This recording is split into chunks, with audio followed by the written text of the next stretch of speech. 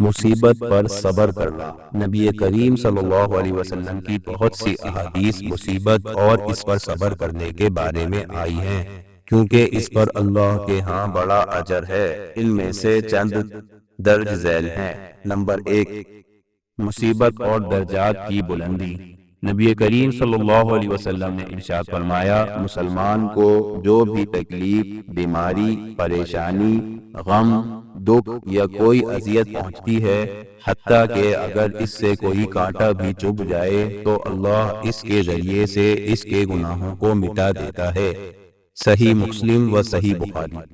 دوسری حدیث، رسول اللہ صلی اللہ علیہ وسلم نے فرمایا، بڑا اجر بڑی آزمائش کے ساتھ ہے، اور جب اللہ کسی قوم سے محبت کرتا ہے تو انہیں آزمائش میں ڈالتا ہے، پس جو راضی رہے اس کے لیے اللہ کی رضا ہے، اور جو ناراض ہو جائے اس کے لیے ناراضی ہے۔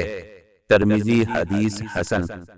حدیث نمبر 3، بیماری گناہوں کا کفارہ ہے۔ نبی کریم صلی اللہ علیہ وسلم نے ارشاد فرمایا، جب کسی مسلمان کو کوئی بیماری یا تکلیف پہنچتی ہے تو اللہ اس کے گناہوں کو اس طرح مٹا دیتا ہے جس طرح درخت اپنے پتے گرا دیتا ہے۔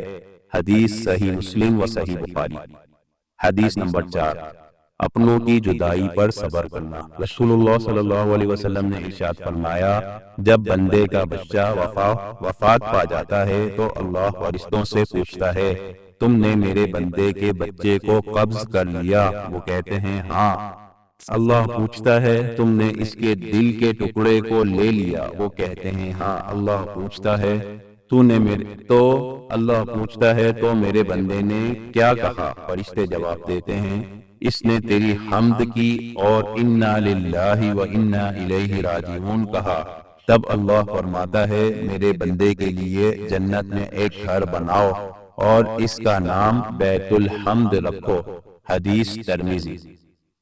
حدیث نمبر 5، صبر ہر حال میں بھلائی ہے۔ رسول اللہ صلی اللہ علیہ وسلم نے ارشاد فرمایا، مومن کا معاملہ عجیب ہے، اس کے ہر حال میں بھلائی ہے، اور یہ بات صرف مومن کے لیے ہے، اگر اسے خوشی ملتی ہے تو شکر کرتا ہے تو یہ اس کے لیے بہتر ہوتا ہے، اور اگر اسے تکلیف پہنچتی ہے تو صبر کرتا ہے تو یہ بھی اس کے لیے بہتر ہوتا ہے۔ حدیث مسلم شریف۔